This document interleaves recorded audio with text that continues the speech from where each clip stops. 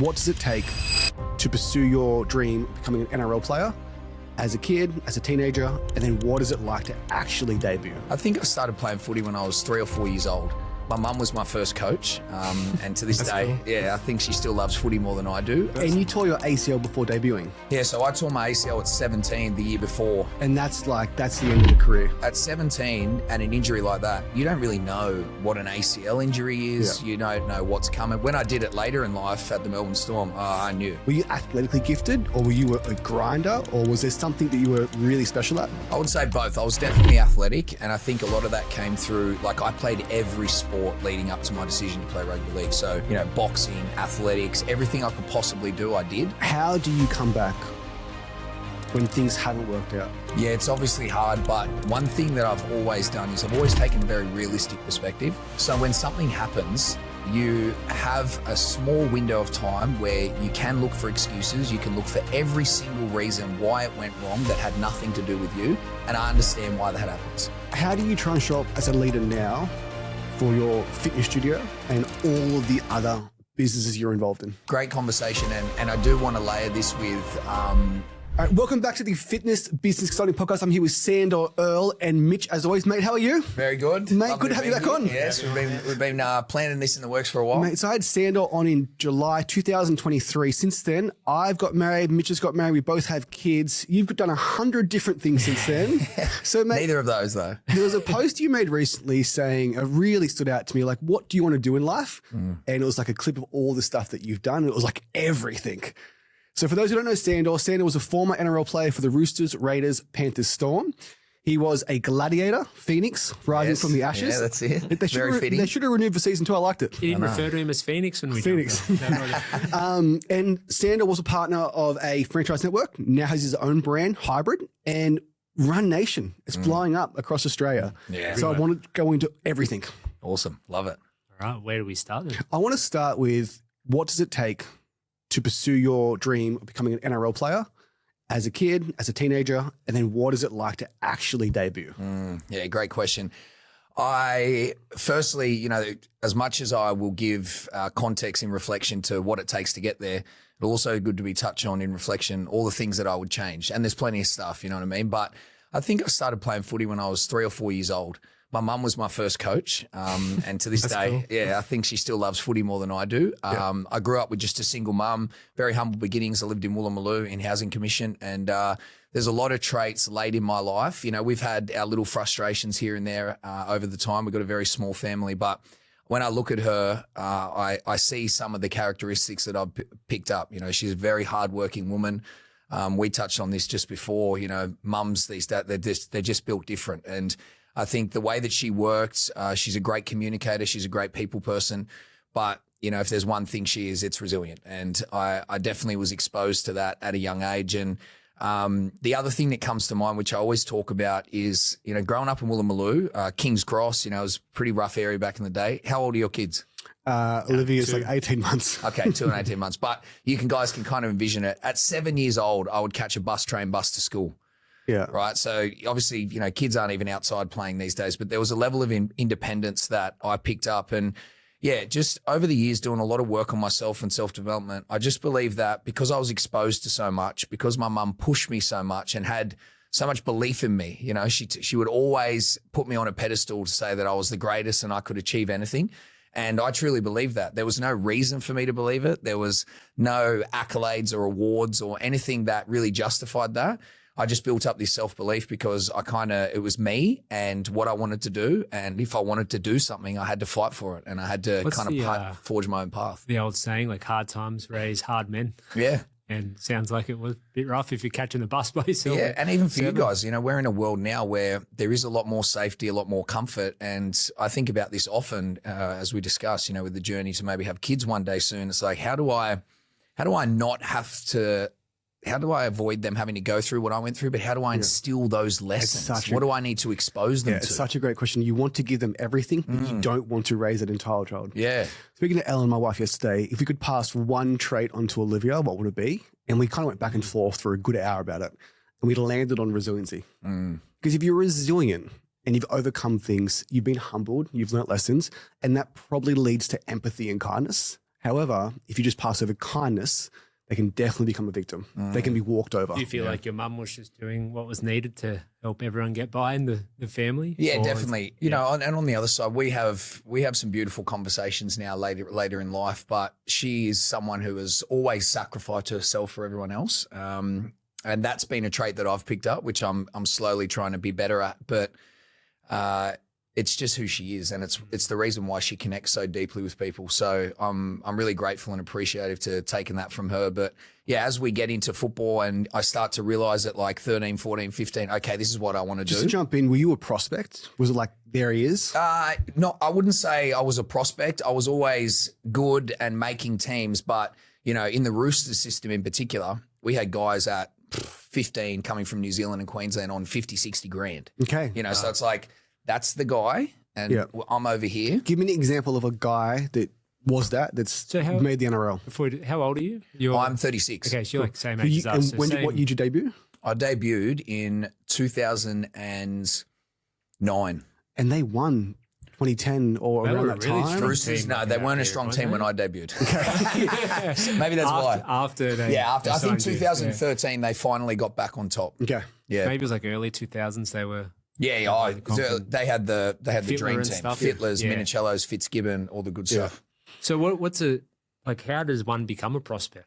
Because you're playing local footy and obviously scoring tries, winning games. Is it someone who sees you and sees talent, or is it a scout that comes by? Yeah, definitely. I think it starts with you kind of pick up a player agent. They start to, have some conversations, but you basically work your way up from under 13s, 14, 15, 16, and there's a team or a pathway in a development squad to kind of keep moving forward. And as much as I made those, I do remember being in a room with, the guys and the coaches at Roosters, and there was a recruitment officer called Peter O'Sullivan. Not sure where he is now, but he's recruited some great players. And I remember him saying very clearly, like, maybe one of you in this room is going to make first grade. So it was like a pretty confronting statement to a group of young men, but he wasn't talking to me. Okay. But I knew in that moment, and something that I've been able to flip or reframe, when people say I can't do something, I don't go inward. And I don't see that as something that is going to hold me back. I see it as a challenge. So it was a bit of a fuck you moment. And I was like, that's going to be me. Yeah. That's and me. Michael Jordan documentary. Take it personally. Yeah, exactly right. And you tore your ACL before debuting. Yeah, so I tore my ACL at 17 the year before. And that's the end of the career. Well, it's a double-edged sword, because at 17 and an injury like that, you don't really know what an ACL injury is. Yeah. You don't know what's coming. When I did it later in life at the Melbourne Storm, I knew. Yeah. And I was rare gutted. for someone that young to do that. Yeah, it's on the rarer side for sure. Yeah, but it's the first of many instances where, look, if that didn't happen, I was 69 kilos wringing wet at 17, 18. So it's not that I wasn't able to play footy at a high level, but I had the year off. Mum let me have the year off school. They basically sent me my homework in a folder. I went to a private school, St. Greg's College, and she said, as long as you get a job. I went to the gym that year every day, trained religiously. Mum got me a nutrition plan. I came back the next year at 85 kilos. That's a lot of muscle. Yeah, but the worst thing that had happened to me at the time ended up being my saving grace, because you can imagine how I came back the next year, and then the year after it led to my debut. I'll never forget, I'm still heartbroken. So I was okay at AFL growing up, made the Northern New South Wales team, and I was about to make the state team. I was like on the edge, and they picked a volleyball player over me. Oh. He had never played AFL in his life, but he was like 6'6", super quick, and I was the like short, dumpy, good skills, Mason Cox. bit of mongrel, but like the reason why I bring it up, like were you athletically gifted, or were you a grinder, or was there something that you were really special at? I would say both. I was definitely athletic, and I think a lot of that came through, like, I played every sport leading up to my decision to play rugby league. So, boxing, athletics, everything I could possibly do, I did. So it definitely helped me. I was fast, I was strong, but to your point, I identified at a similar time to when I took on that challenge of like, no, that's going to be me, I'm going to make it. I identified the simple attributes of being the hardest worker and the best teammate, and showcasing all of the skills and characteristics that any coach or employer would love to have on their team. And I just identified that from a young age. When I turned up, when I left training, how I communicated, how hard I worked, I'd be the best trainer. And I knew that yeah, okay, that's not going to get me picked. And what I do on the field is ultimately going to be the final decision. But there's so much time we spend at training and in preseasons. If I can make a statement, earn respect and the trust of those people, it'll go a long way. And it did. That's the reason. So you would have been, 17, 18, 19. So that's kind of like the age when you turn 18, you can start going out, you find girls, you get your license, all those things. It can be very easy to probably get derailed. And this isn't about growing a fitness business, but we're talking accountability, ownership, hard work, and a certain level of maturity that I didn't have when I was 18. Where did that come from? Was it there is no plan B, or was your mum like keeping you on track, or was it just I'm thinking back to when I was 18 and when you turned 18, like that was not us. No, I didn't have any network around me to hold me accountable to some of the dumb shit I was doing. Yeah. Oh, look, don't get me wrong. 18, 19, 20, I had some fun. But leading up to that, which were probably the more important years, like I was surrounded by a lot of drug and alcohol as a kid. So I do believe that was something that instead of going down the path of me doing that, I was like, I don't want to do that. So I don't reckon I started entertaining those things, going out and drinking till 17, 18, which again is still quite a contrasting difference to the back in those days. Some of those prospects, did you see them fall off due to 18? All of them. All of them. Yep. I grew up playing golf, and then I got to like that age and kind of stopped playing. But there was a lot of really good golfers who definitely could have been on the tour now, because there's players who weren't as good as them who are on the tour. Yeah.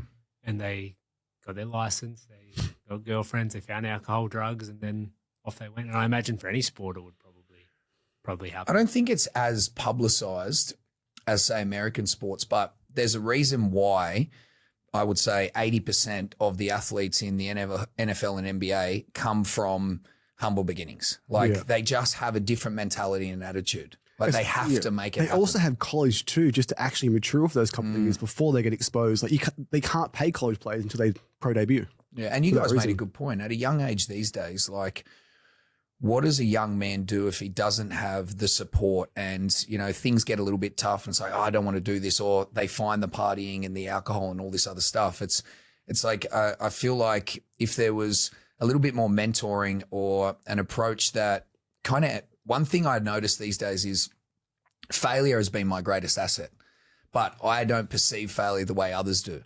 It's not something that I see as a negative. I see it as necessary. Like the amount of times I've failed and with a simple reflection realize that the greatest lessons or growth has come after it. If you can just accept that and understand that, it completely changes your perspective. Were there some older guys like around you that were kind of not a father figure, but kind of acted like a mentor and would help you steer you in the right direction? Like pull your fucking head in, Sandor, type of thing? Well, I would say that was probably not as much of an issue for me, discipline and commitment. But, when you're exposed to like being around a team environment, I know a lot of people, and we've all been lucky enough to be exposed to it, but a lot of people working with the Gen Pop for the last 15 years, they haven't even been exposed to team sports. Like, I just believe it's such a fundamental to go through in your younger years. So I was exposed to, boxing gyms and rugby teams and all of these things that kind of kept me on track. And those are the lessons that I learned about discipline and commitment and achieving things. I played AFL Friday night and then I coached Auskick Saturday morning. So it literally took out 50% of my opportunities to be stupid and do dumb shit. Yeah, that That's helps. so important. So you're progressing through to the NRL. When you make it, do you get a phone call? Is it in the sheds? Do they announce the team after training? Like, what happened and what was that moment like? And what was that phone call like back to your mum? Yeah, mate, unbelievable. I mean, it's very cliche, but everyone's greatest moment is their debut. And I think it's because, we spoke about I started playing at 3 or 4. I debuted at, say, 18, 19. It's that moment that puts everything into perspective. It's like all of this, everything I've done, everything I've been through. It's like a movie scene. It's like it finally happened. But Freddie Fittler was my favourite player. I got a photo of him when I'm around that 4 or 5 years old in my Roosters jersey, and he was the coach at the time. So we went back to the stadium over here at Moore Park, and we just finished a game up in North Queensland, and he come up to me and he said, mate, you're going to be debuting this week. So yeah, it was very special. Obviously there was some tears and first call to mum and she was excited, but yeah, nothing will ever beat debuting for your first game in the NRL. Do you remember your first touch, first round? I do, yeah. It was against the Sharks. We got a win over at the football stadium, and I was playing who would one day be a good friend and a teammate of mine, Blake Ferguson. Oh, right. Yeah. Okay. Interesting. Was it a sense of relief? Was it, I've made it? Was it like, I can pay back my mum? Like, what were those feelings going through your body? Yeah, I mean, so I would have been in the under 20s comp on, 3,000 to 4,000, and match payments were 3,000, but it wasn't going to change my life. But it was just such a special thing to achieve because you've tried so hard. And like after your debut, everything else is important. There's always a new target, a new milestone, but nothing beats just getting to that point where you've finally cracked it in the NRL. It's not an easy thing to do. There's a lot of people who want to make it in professional sports. So very grateful, but yeah, at the same time, I knew there was a lot ahead, but it's just such a great moment. Did you ever go back and see the old coach or whoever it was who said that only one of you will make it? Peter O'Sullivan. Yeah, Peter O'Sullivan. I haven't had a chance to, but I've definitely told that story, so maybe he's heard it one time. But hey, it works for the right people. Describe the feeling of running out through the sheds. Yeah, I mean, very nervous. It's very different when you're playing in the NRL, and I was still playing with people that I idolise, like the Craig Fitzgibbons, the Anthony Minicello. So it's just a whirlwind. It's one of those things that you click your fingers and it's over. But yeah, I played my first ever game on that field as a 5-year-old at halftime, and then at 18, 19 to run out onto that same field.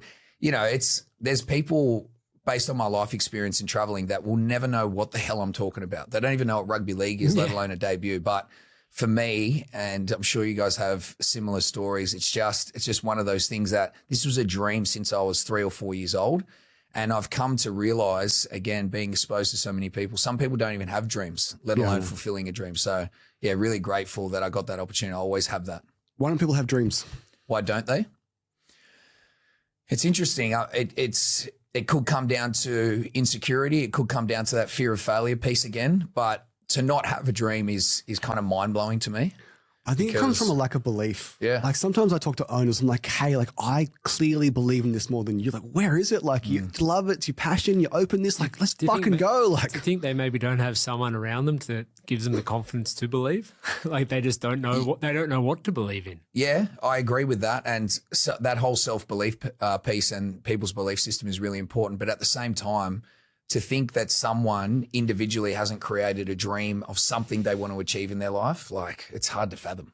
Yeah. I think when you're young too, like you said, it can steer you in the right direction and away from the directions where you shouldn't be going. And I've like referred well, as to an it a few adult, times, that's our why. That's our purpose. Like no doubt for you guys now, you do things for your kids. Well, and it's like the whole thing where it's like you run away from fear more so than you run towards the motivation. And that can motivate people more when you're running away from something where you don't want to be, whether it's like housing commission or terrible upbringing or whatever it is for people. Goals and dreams, two different things. You can't have a dream without goals, and goals isn't going to be enough to fulfill the dream. So I think people understanding that is really important. Agree. Yeah, it's really interesting. And again, nothing to do with fitness businesses, but anyone can understand childhood dream, 15 years of hard work, ACL setback, to then still make it and to get a phone call for your hero. It's what's fucking possible. Yeah. But it starts with a dream. Well, if you think about it, what's the opposite to not having a dream? Like if I was to say That's to a you, fucking good question, by the way. I don't even know. Think about it. If I was to say like, okay, you can have any dream you want and you can chase it and it can become the why and purpose behind your life, or not. Like it's a pretty simple choice. Yeah. It's like, it's the same thing with self-talk. Someone goes to do something and accomplish something and they've already told them they can't. It's complete stupidity. Like why, if you had this 50-50 choice to believe you can or believe you can't, why would you choose believe you can't? It doesn't serve you at all. So those are the kind of things I think about when I'm talking to myself about certain situations. Have you seen any ambitions. similarities with like high achievers, like yourself or other maybe business people or other players that you played with? Like do you see similarities with how they view that type of thing? Yeah, well, again, it goes back to your original conversation. Like to have a dream or to achieve something, do we need someone to instill belief in us? Do we need someone to help us choose that path? Well, no, the high achievers, it's all self-sufficient and directed. Yeah. Like they know what they want and they'll do anything to get it and they'll find a way. Those people who are kind of looking out the window instead of looking in the mirror, they're the ones who are always searching for answers, lacking initiative and don't take action. When we first started this podcast, I refused to talk about woo-woo stuff. I thought, this is how you run a Facebook ad. But we've given people the step-by-step plan, A to Z, to do things. And the question is, well, like, why don't they fucking do it? And I don't know if the word's mindset, if it's resiliency, if it's belief, if it's they fail once and can't, like, just, and this piece is, I find, is getting more and more important the longer we do this. Yeah. Well, like, everyone has same opportunity, not all opportunities, but now being like the information age, like we're not short on information anymore. Everyone has access to the same stuff. And it's the ones who really take that information or they do pursue things themselves. And that's all an internal thing, I believe. Yeah, the excuses are certainly getting wearing thin for sure. With so much access to, like you said, information or education, there really is no excuse to get things done. Yeah. Because once upon a time you needed to be, have the encyclopedia or you needed to have access to a good university or something to be able to get all the information. Now it's one click away on your phone. But, back to your point, why don't people do it? I think there's a piece where I'm more interested in why don't people reflect on the things that happen to them or the decisions that they make? Facebook ads, for example, if you have an ambition to run a great Facebook ad, but you don't have an open mind and you're not willing to take a risk and challenge yourself, but then also fail and fuck it up and realize, okay, what did I do? What do I need to learn? What's the action that I need to take? It's all well and good to have the ambitions and the wants, but if you're not willing to couple it with an open mind and a willingness to learn, you're only going to get so That's far. Such a great point with open mind, because a closed-minded person says, Facebook ads don't work. Like, what, marketing doesn't work? Is that what you're telling me? Like, this is how you ended up on a call with me. Like, it's just so interesting. If you already have that negative bias towards it before you even start, then even if you are successful, you could probably talk yourself out of it and explain why you're not and do something else. But it's simple. Like if people, there's a self-awareness piece, which I feel like is really lacking. Like, how do we get people to identify the moment where they go to do something and the first thought that comes to their mind is, I can't do this. Like, let's not talk about the action or the goal. Let's talk about that as a fact. First thought. Yes. If that's something that you do, you need to unpack that and you need to change that habit, because there is nothing that you want to achieve or you want to take on that you will be able to be successful in if you can't first address that issue. So do you think that's like an upbringing thing? Like, if people have different upbringings, or is that just something that is completely internal and unique to every single person? I think it's both. I think it's definitely nature versus nurture. Yes, what we're exposed to definitely dictates who we are as an adult or even going into our early teens. But at the same time, at what point do you then take responsibility for that? And if you can identify that I haven't been exposed to those things, or I may have a negative bias towards things that I want to achieve. And I only drink, smoke, and gamble when I go to an RSL. Don't fucking go to the RSL. Like, hack the environment, hack the result. I believe in that more than ever before. Like, the environment is everything for me. Like, I am just triggered by things that I see, and like, that just guides my entire behavior. Yeah, I guess that's like the nurture element to it. Watching Olivia grow up too, she's starting to walk, and she has attempted to stand up and fall down. Like thousands and thousands of times, and she does it with a smile on her face. Yet 30 years later, an adult will try once. This isn't for me. Well, there's something beautiful about children that, they haven't been exposed to those things or influenced yet. And we hope that they're influenced in the right way, but also because they haven't, it's just like this very natural, organic thing that happens, and it's a great analogy. Fall magical. down, keep getting up, fall down. Well, even like my son, he's 2, he's got no prejudice or anything towards anyone. So he sees people, different colors, different sizes, different ages, treats them all like the exact same way. And then somewhere over time that does change, unfortunately. But we're kind of born with this like perfect clean slate. And then over time we're just molded in different ways. So the NRL wasn't all sunshine and rainbows. There was there was some adversity. I think that's even more important. How do you come back when things haven't worked out? And I'll tie this back to the gym owner. You may have signed a bad lease. Maybe you chose the wrong franchise. Maybe your business partner wasn't nice. Maybe the council fucked you at the start. At the end of the day, it's still your responsibility now. So when you're knocked down time and time again, you're at your lowest. What's that like? And how do you build back?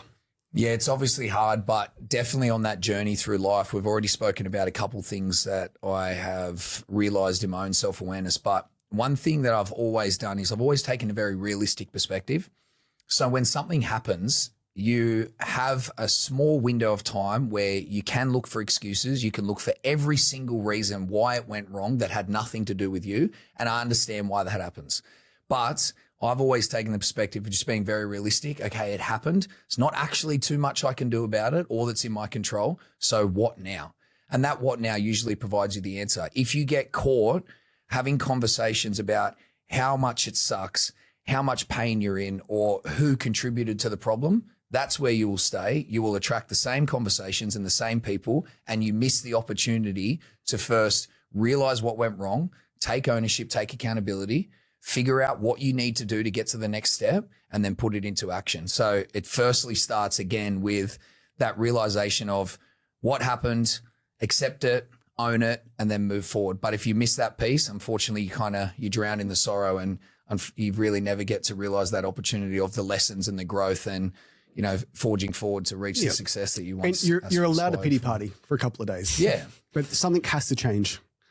And otherwise people are still talking about fuel prices. Yeah. And the government. Well, I think like a big one for me personally is like, just if you can't have control over it, then don't bother putting too much energy and effort into it. And obviously, different circumstances, you need to address it. But we see a lot of people who will blame other things and things that really they have no control over, and that can get them into depression and anxiety and things. So it's like, well, if you only have the things in your power that you can influence or affect, then I think that's a good place to start when you're trying to make change. Yeah. And like all of these conversations, it's not like we haven't heard this stuff before, but it's about hearing these things on a podcast or from someone influential that you're aspiring to be like, but then it has to come back to how does that flow into your daily actions? I'm sure you guys are both familiar with the Atomic Habits book. Like it's a great book that talks through some very simple strategies, but just the way he attacks habits is the same way we should attack these circumstances in our own life. It's actually my favorite book. Yeah, because it's great. all about the environment. Yeah. One habit leads to another habit. But to change a habit and develop and form a new habit, you first have to be aware of the problem. So if you're seeing consistently these things, and yes, some people don't have the ability to self-realize these things, but if you're seeing these consistent habits and you're always in these issues and facing adversity, at what point do you go, actually, I think I'm the common denominator. So like, why is this happening? And how can I resolve this? If people focus more inward and on their own self-awareness, we have the answers. Yeah. Right? We don't always need to be explained and to be told what to do. The overweight person knows what they're doing wrong. Correct. They know. Every time at night when they eat the chocolate, they know. Yeah, I mean, we owned our own like gyms and studios for 9 years, and it was always an ongoing challenge when you have people where they're their own worst enemy, and you can tell them to exercise and eat well and come in a few times a week, but until they kind of realize it themselves and take control, it doesn't really change, or it might boys, change. Why would we avoid that, boys? Well, firstly, facing that is confronting. It's probably tied to some sort of emotional experience that I've been through. It's tied to my own, insecurities. I want to be perceived by everyone as cool or popular or successful. So you've got to navigate through all of those things. But the option is to not do that and continue down the path you're going on. And that's kind of version of insanity. I think one of my biggest things for me is just our friendship, because we keep each other on track. Like if I got overweight, started smoking, started drinking, started gambling, he'd say, what the fuck are you doing? And sometimes you just need that. Who is that person that you look up to? Who is that person that you can talk to? Who is that person can truly hold you accountable? People. That's why, I think having I don't have a huge circle. I've got a very small group that I'm very tight with. I've got my family, I've got my close friends, and I'm of the opinion that is much more beneficial than having a large group that maybe it's a little bit more, you don't really have that relationship with people. Well, I think that ties into the environment piece. If you're around people who aren't doing the things that you want to do or aren't expressing the characteristics and the habits of what you should be doing, there is no chance that you're going to do that against all the odds of your friendship group and the people around you. So not only do you want to be the dumbest in the room all the time, but you also want to be around people who hold you accountable, that don't entertain and facilitate those poor behaviors. I actually think I'm pretty lazy, as in I have systemized every part of my life where my wife makes fun of me. I have one drawer for the same color shirt, same colored shorts. I can't think about it. Everything's on my calendar, date nights here. I make it impossible for me to not do the right thing. Because if the option But is that lazy? it took me a long time to figure it out, to be honest. Yeah, so a lazy person wouldn't figure it out, and they wouldn't systemize it, and they wouldn't structure it. Some of the most like successful people in the world, they wear the same shit every day because it's like one less decision that they have to make because they're going to go and make 100 of them. I guess I optimize my environment to make it very difficult for me to not do the right thing. And then I actually have my triggers where, like, for example, if I'm dieting, if I eat shit in the morning, the day's gone. Like, get it into me. So I know that one Tim Tam is at one Tim Tam, one Tim Tam's 3,500 calories later. Yeah. But that is the action that then causes. But if you talk about environment, like if they say like the people you five closest people you're with are, product of who you are. So if your 5 closest people are all drug addicts, what are the chances that you don't Pretty bloody high. Like, right? I don't want to take that chance. Yeah. And whether it's food or whatever. All 5 of my friends go to the gym. Yeah, probably start going to the gym. Yeah. So I think it's a huge thing with who you're hanging around. And as a parent now, I just hope that my son. And there's 2 sides to that. Obviously, good group. On the positive side, these people are going to uplift you. They're going to inspire you. They're going to hold you accountable. But on the other side, they're also going to enable that behavior, and it's a vicious cycle. So, again, hacking your environment is, in my opinion, the easiest and simplest path to get results or make a change. Yeah. Start with that. And you don't actually need to do anything, hypothetically, in that scenario. Just change the environment, change the people you're around, change your surroundings, and slowly but surely watch you morph into that. If you live in Melbourne, want a tan, move to the Gold Coast. Yeah. Even like, I remember a lot of our members, they'd struggle to get up in the morning to go to the 5 a.m. session. And this one lady, I thought it was brilliant. She's like, I just sleep in my gym clothes. So when I when I wake up, I just have to put my shoes on and out the door I go. And all of her friends would laugh at her, but her friends aren't going to gym at 5 a.m. And if it's just some little things like that that's going to encourage good behavior and good habits, then I think that's anything that you can do to stack in your favor, then it's worthwhile doing, even if it sounds a bit silly. I agree. I've heard you speak at length about how amazing it was being at the Melbourne store with Craig Bellamy. Yeah. And I want to move this from resiliency and mindset environment to leadership. Can't think of a better leader. I agree. Every leader has their own style. And even in that situation, my final tenure there, you think about 3 people, I'd say, we call it a Billy Slater, Cameron Smith, and a Craig Bellamy, all very different, all great leaders, but with different leadership style. So Craig is someone, it is a bit of a cheat code here. There's not many coaches. I actually don't know any coach in any sport that's been at the same place for 20 years. So you can imagine, you talk about structure and systems, that's why it's so consistent, right? So, but he has an aura about him. Literally when he speaks, it's like, I'm listening. Okay. And is it out of fear? Like, where's that's a great point. I was just about to say that. It is out of fear, not physically, obviously, but it's a fear that is a very important conversation. I fear him because I fear the thought of disappointing and letting him down. And that only comes from respect. So if I respect this person as a leader, you can guarantee that I'm listening, and I will run through a brick wall for Craig Bellamy. And when he pulls me up, it hurts a little bit, but I know it comes from a good place, and I'm open to his feedback. But at the same time, and I've spoken about this before, which is really important, he finds an opportunity. They are rare, but he finds an opportunity. And I've got a couple of examples where at some point he'll put the hand on the shoulder and it's completely different. And he's there for you and he's got your back. Like, how's life? Yeah, but more so so for example, I tore my ACL. I was flooded with guilt and shame, disappointment. And within an hour, I was in the doctor's office and he called me unprovoked, didn't have to at all. And he said, mate, you've got a contract for next year. I don't want you to worry about it. Just focus on your rehab. So is there a better call or thing that could have been said to me in that moment? Prior to that phone call, were you thinking, I'm done? I was just devastated. Like, mate, 5 years away from the game. There couldn't have been a worse thing that could have happened. Yeah. But in that moment, he had my back. And it's like, that was one moment in, say, a 12-month period, but that's all I needed. Like, he pushes you hard. He has high standards and high expectations, but at the right time, he's there for you and he's got his back. And that's a leader.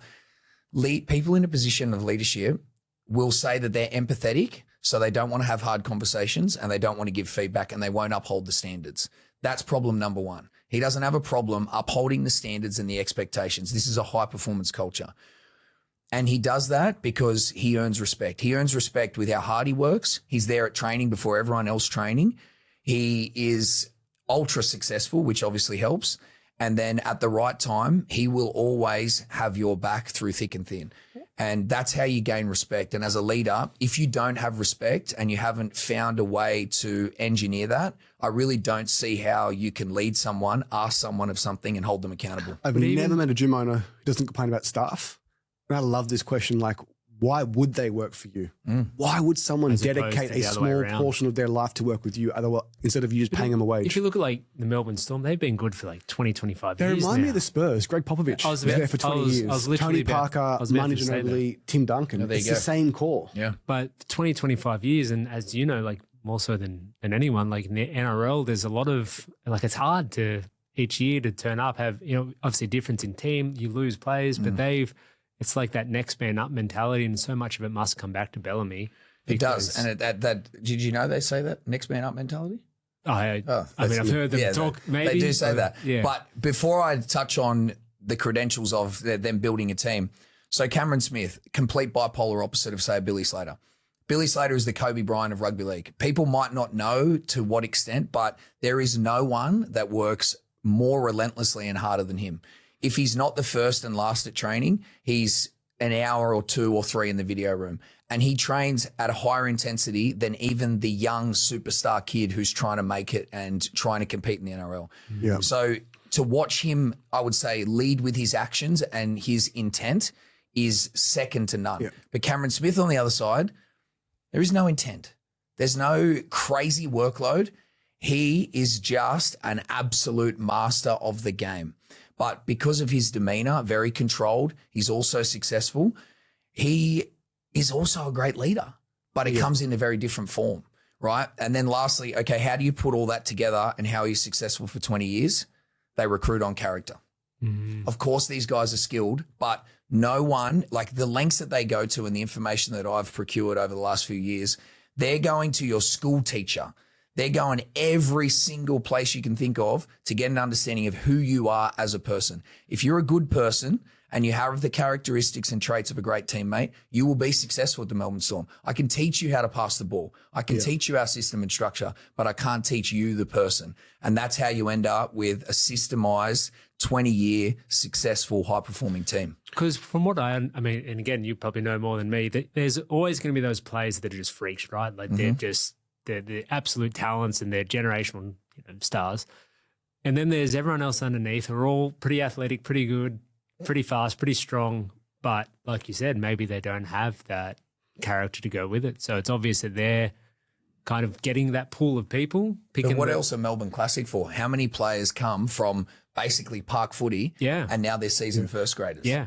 It must also feel good knowing that you got picked for the Storm and it's based on character. Yeah, it does. And look, as you said, Sunshine and Rainbows is probably the furthest thing away from what I would explain my career. It has been littered with a lot of adversity, but at some point, I need to find some pride in who I am as a person, and I do. I'm really proud of myself for the way that I've conducted myself and handled myself. But to know that I'm held in that regard, and as a leader and as a good person, it means a lot. So when you're at the team, call on the back end of your career, you're around the 30s old, like what was your role in the club? Were you leading the younger guys? Were you like, what was like, short of like scoring tries, what was your role within the team as a leader yourself? Yeah, I guess it was an interesting end to my career because we were in the COVID year. So if you weren't playing first grade, there was no competition, right? So, we all got moved up to Queensland. We were all staying together in a hotel there. It feels like a lifetime ago. It does. I actually forgot that. Six years. It was wild. The NRL bubble. Yeah, it was a good place to be though compared to Melbourne, as you can imagine. But we had the other really important thing about a team, and in the world we live in, those teams are like 5-6 people. But when you get to a rugby league club, the leaders within that club are really the people that uphold the standards. At a really great club, and this is something that I only experienced at the Melbourne Storm, I'm sure it happens a little bit more regularly now, but the players held each other accountable long before the coaches. Yeah. Like the coaches had their moments, of course, but the standards at training and in games and how you conducted yourself, you were first focused on the players, like not letting down those players first. And if you think about a good team, player to player accountability is when you go, this is a high performance culture. Like that slapped me in the face. And, we had a leadership group. I was a part of that. And again, I looked at that the same way I looked at my ACL injury. I was probably experiencing more guilt and shame for letting down these people who had given me an opportunity than I was sad about my own personal experience. So in that moment, I remember very clearly, I went and got my surgery and I was like, what the fuck am I going to do? So in my head, I came up with a reframe that made sense to me. And I was like, if I rock up to training every day with a smile on my face and I just get after it, everyone's going to walk past, see me. You've got nothing to smile about. Exactly. Why is he happy? Exactly. So I was like, this is how I can give back. And if everyone sees me doing that, surely as a player, there's going to be those moments where you're like, you check yourself and you go, fuck, Sandor's just been out for 5 years. He's in here, he's just done his ACL and he's got a good attitude and he's ripping into his training. So I was like, that's how I can influence the playing group. We go up to the COVID year and I'm playing, a few games here and there. Well, how do I contribute? So again, I'm like, well, I need to be a good leader. I need to have a great attitude. I need to be optimistic. I need to be doing all of these things and supporting everyone because that's what I'm in control of and that's the way I can give back. And we're all going to experience moments like that. And that's the chance that you have to like, okay, what am I going to do? How can I contribute? What am I actually in control of? And just to be clear, you weren't like assigned a leadership role. You just took it. Oh, no, you do. We do have so it's actually like coaching. And again, that's something I'm proud of. And in a club like the Melbourne Storm, you got like maybe a 4 to 5 senior leadership group. Okay. And we got an opportunity to work with, I can't believe I'm going to forget his name, Collingwood captain. I played AFL. Nick. He was a Collingwood captain. He was great he's a centre. too. Nick Pendlebury. No, it wasn't him. I hope to God I think of it before the end of this podcast. Kobe Bryant's He'll be watching soon, so he'll be pissed off. Kobe Bryant's my all-time favorite athlete of all time. So is Billy Slater called the White Mamba? Yeah, he bloody should be.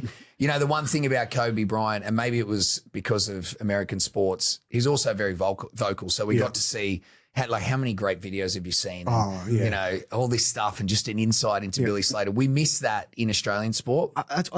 No one is motivational. No one is on podcasts. It's so interesting. And I know it's not within his nature, but if it's you were not to within go the on Australian nature to talk of about course, I hate which that. is a big Don't problem. be outspoken. And we want to relate back to these things that hold people back. Well, the culture and the environment play into that. But if someone was to go on that journey with Billy Slater, I just hold him in such high regard. And to say he's the Kobe Bryant of Australian sport, you don't say that lightly. Isn't he? He's heavily involved in horse industry now, isn't he? He's always. He started off as a jockey. Did he? Yeah, that's right. But he's obviously a little bit too big. Yeah. But he was a whipper. You remember with the Storm at that starting phase, Cooper Cronk came there as a centre, ended up as arguably one of the best halfbacks ever. Yeah. Billy Slater was a winger. Yeah. Cameron Smith was, I don't know, I think he was a 5'8" or a halfback. Yeah. It's unbelievable. Yeah, and they just moved them where they felt they were better used. Yeah. Amazing. How do you try and show up as a leader now for your fitness studio and all of the other businesses you're involved in? Great conversation. And I do want to layer this with some positives and also, be vulnerable and share some things that are holding me back. The thing that I explained, firstly, when I transitioned out of professional sport, I went into a corporate environment, as you guys know. And it's a great piece based on the exposure stuff that we spoke about, but I was very frustrated, I'll be honest. And it didn't last too long. Obviously, I had the realization to be like, why am I doing this? Why am I getting so frustrated? But the mentality and the mindset of those people who hadn't been exposed to things that I had was completely different. Yeah, there wasn't many white mambas running around the office. No, Billy there Slater wasn't. didn't work with There them. wasn't. And look, hardworking in their own right, but just different. Yeah. I'd spent how long surrounded by athletes with the same mentality and mindset. And I just couldn't understand why this wasn't the default in the way that they conducted I used themselves to and get did their so work. frustrated with why aren't people like me when at work? It used to kill me. Yeah. Centrelink days. Oh, my first job at a high school was Centrelink. Oh, yeah. The worst environment ever. A bit of frustration there. But look, what I was faced with the decision, and what am I going to do about it? Am I going to continue on this path of frustration and conflict? So in that moment, I was like, okay, I accept that the people around me haven't been exposed to the things that I had. And I almost took it on as a personal responsibility if I've got these skills and I've learnt these things from great people, then it's my responsibility to expose them to these things, great culture, hard work, performance. And you have to shift the dynamics and the way that you approach different people. And that's something that I think I really picked up from that environment. Some people need to be nurtured. Some people you need to ask questions. Some people you need to take them to the water. And others do thrive. Like, hey, give it to me. Give me the feedback, push me, challenge me. So effectively love languages. Yeah. Yeah. What do you see the difference between like management and leadership? I think there's a lot of synergy. Yeah. But I would say what are the pitfalls of management? Firstly, you don't want to fall into a situation where you're micromanaging. And if you're micromanaging, I do firstly think back it comes to the manager themselves, an inability to relinquish control. But I also think it's heavily skewed towards you don't have the ability to hold people accountable. Yeah. If you very clearly and collaboratively come up with the standards and the things that we want to achieve, because one thing I find in people with a position of leadership, they'll get up, they'll give the greatest speech, greatest KPIs, targets, the vision board, the motivation. No accountability. Yeah, but it came from you. That's your vision. That's your why. That's your targets and standards. So if the group doesn't contribute to that, you cannot expect them to have this strong purpose and passion to the same things that you do. So I think firstly, starting there, whatever you want to achieve, whatever those standards are, even if you need to fabricate it a little bit, you need to be at the front of the orchestra, showing them where to go and what to do. And once they have provided the answers, now it means something. Without that, you're then trying to uphold standards and expectations that no one actually cares about and no one had any input for. They have to believe in the mission. Yeah, they need to buy into it. Otherwise, it's and buy-in's not going to happen because, but I gave you this great work environment. I've paid you. I'm so nice to you. It's just not how it works, unfortunately. Well, that's the cost of any job. Like that's kind of what I'm trying to the bare reflect bones. on my leadership style. I try and lead from the front. Like, hey, I'm doing this. This is the vision. Get behind me. Let's go together. Well, this is a great conversation. So over the last 12 months, I've had the opportunity in kind of a keynote speaking, but also consultancy to work with some people who are in a position of leadership for big corporate companies. One thing I find, those people got to where they were from doing the fucking work. Yeah. And they get shit done. They take action. The moment they need to transition to scale and getting other people to do those same things, there's a point of struggle. Because you doing the things and say, hey, just follow me, it doesn't work. No. And time again, I've seen this. And it only comes from good intentions. But that goes back to the collaborative piece. How do I get these people to care about things the same way I do, with no ownership, with no skin in the game? But how do I get them to see it as a reflection of them, the person, rather than the business, the brand, and the vision? Yeah. If you can get people around you in a position of leadership to see everything that they do as a reflection of them and their own personal standards, that for me is a bit of a turning point. And I guess the worst thing you can do is what we used to do is, why aren't they motivated by money? And you just throw money at problems that don't require money. Sometimes it requires, hey, like I love working here. I believe in what this do, but like, hey, I need Fridays off. More important than money. Yeah. It's very easy to feel like everyone's motivated or wants to be led the same way that you have, like in the past. But it's just everyone, I think, because we've got a decent sized team and they're all very, very different. Yeah. And we've been fortunate enough that we've had very, very low staff turnover, like even through all of our times in the gyms and all of our time now doing our consulting work. But obviously we've done a lot. It's also, is it the chicken or the egg? Like, is it easier to train good staff or is it easier to hire good staff? And would a good staff person work for a bad person? A good leader would say it's easier to train staff. Okay. Yeah. Well, based on Bellamy's or the whole based on the criteria of what you're recruiting on. So obviously, I mean, it's not rocket science, but I believe if you recruit on character and you being someone who's systemized, I'm pretty confident that you would say, hey, I can teach you what I do. Well, it's interesting. All of our best sales reps are people that had no experience in sales. They were just lovely people. Our best sales rep is a 50-year-old woman who was a social worker and just wants to work from home, and she gets after it. To answer your question, I'll lay out like the attributes that you're looking for in terms of their work ethic, their attitude, their personality, and then I'll lay out the sales script, the system, and the process. What one do you think you can teach? Yeah, read the words off the script. Correct. So I feel like that's kind of where it starts. And to go back to your original point, one of my biggest struggles, which is probably surprising, is being a boss and being a leader. I differentiate. Being a leader has great qualities, but being a boss, for whatever reason, I have also struggled on that journey to put the foot down and give feedback and be fast with it and be honest and open. And where that comes from, I'm probably still unpacking. I feel like maybe I don't want to hurt people, or maybe I always want to be perceived as a good person, but it has created some struggles for me as a leader in a business setting. Well, that's where I like the management versus leadership. That's where I think they are different. In my opinion, like leadership's more like the overall vision of everything, and then management's more like, okay, that's the vision, and then I need to make sure that all the in our team are business, following that. we're going that way. Mitch's like, all right, I'm going to organise this so we don't go to prison. Yeah. pay your taxes, Jamie. Yeah, but you're more of like the visionary and the leader, and then I'm more of like and we obviously come up with those things together, but then it's sort of. So former NRL player, you played for New Zealand, represented your country. You're about 100 kilos, I'm guessing. Yeah. And you're scared to deliver feedback to staff. Yeah. Well, yeah. You don't take me as a guy who lacks confidence, Sandor. I know. But it comes back down to my default is I'll just do it. And yeah, that gets me from point A to point B, but eventually it holds others back from progressing. And then, like you said, you might have labeled it lazy, but I might work harder, but more stupid.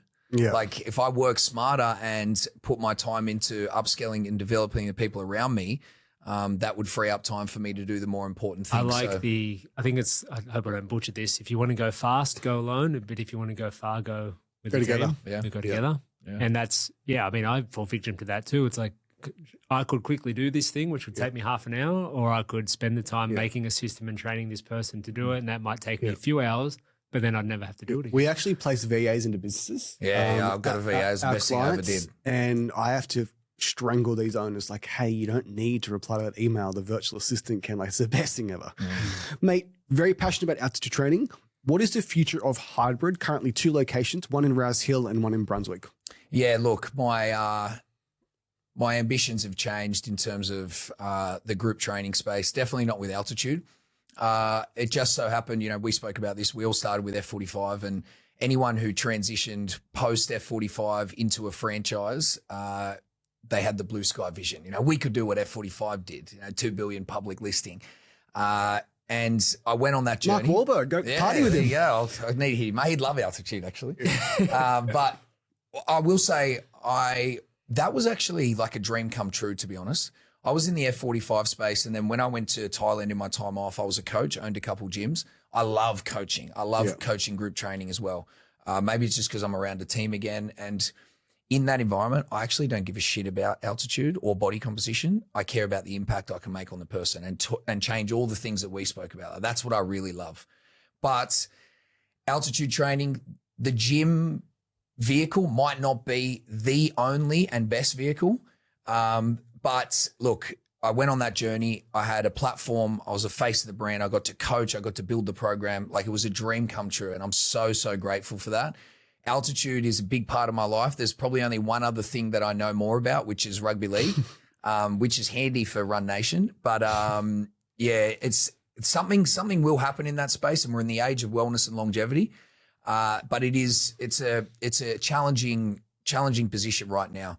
And I think I'm really happy with the community that I've built. We got one in Brunswick and in Rouse Hill. And like I said, altitude will have a place in my life at some point. I'm not sure of what the vehicle is, but really grateful that I was a part of the Airlocker journey. And now I've got my own little brand, Hybrid Altitude Well, mate, Training. we saw Airlocker first in Newcastle. They were our competition. Correct. Yeah. I remember Mark Hughes opening up. I thought, what an ambassador. Like, what am I going to do? We lost a few members to them. Yeah, but local hero, that'll do it. I think, just touch on it briefly, I think it's hard to teach a broad market something new. And I think we're talking about it off air, but altitude training, like, there's so many good benefits to it, which people will know if they're in the industry, but for the everyday Joe or Jane, maybe they don't really understand it. And it's hard. It's hard to teach My favorite TV show is Shark Tank. Yeah. And they said the same thing. The hardest thing is to educate the consumer about why they need a product versus like, oh, reform Pilates, so just jump on the bed. It's like, Yeah. Yeah. Well, to your point, Run Nation's a very similar example. Before we touch on the fun stuff, like as a business, it is a cheat code. Like there is nothing more viral than Run Nation. You know, I think in a 10-day period post the last event, we did over 60 million views. Crazy. You know, like that, and like put a price tag on that.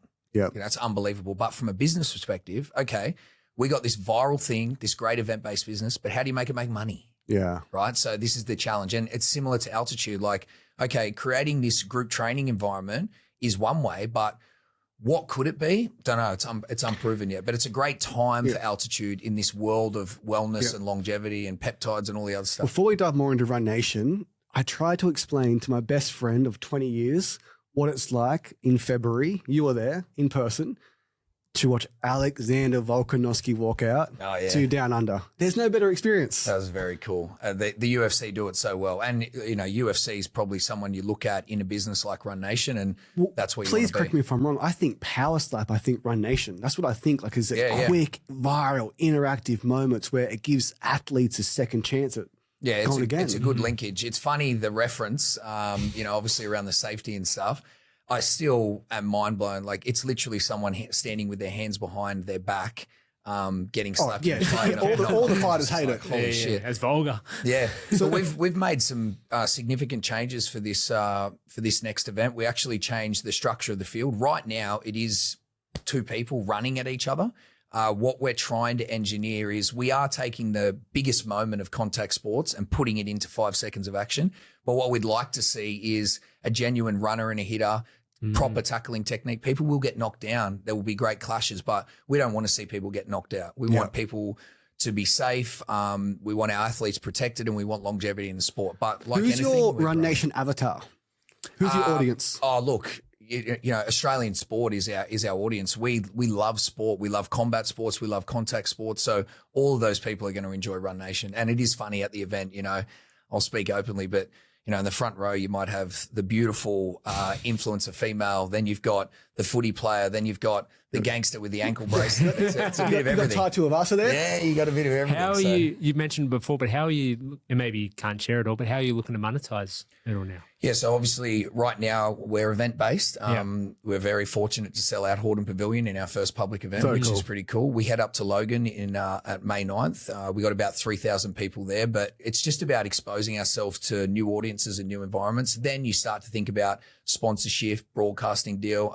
We signed a deal with Netflix, which is currently being documented. Cool. Yeah, so Far out. look, it's a very cool sport. Again, it's another pinch me moment. I'm at a point now where I'll honestly say, like, I'm living out another dream. Yeah. Like, I love talking, as you can see. So I get to do the commentary, but I'm also deeply embedded in the business. And it just so happens that the business is rugby league and, you know, talking and content. So here we go again, another dream. Love to wrap it up here, but we had Chris Lawrence on in 2023. Oh, legend of a guy. And he spoke at length just how difficult it is for pro athletes to transition into that next stage of life. And mate, you've done it exceptionally. Yeah, I was going to ask early, but then you kind of answered it by saying, "Oh, you did transition quite seamlessly." It seemed, and a lot of athletes could probably look at you and think would want to do the same. Yeah, I think the one thing on that, let's be honest, if I wasn't suspended, would that journey have been as easy? I was always entrepreneurial, but I was forced to be exposed to that stuff. One thing on that conversation, which is a great conversation, if a player or an athlete has made it to the NRL, and yes, they don't have a passion, they might not have a purpose or something they're interested in, but I tell you right now, boys, you would love to have them as an employee. Yeah. They made it in the NRL. Think about the attributes and the characteristics they have as a person. If someone can get them to find something they're interested in, I tell you right now, they'll make a great teammate and give plenty of contribution to your business. So getting them to understand that, I think, would be the biggest box to tick. Mate, thank you so much for coming on. Appreciate it. Thank you, boys. Mate, thanks, Appreciate Sandor. it. Have you, mate? Thanks, brother. All right.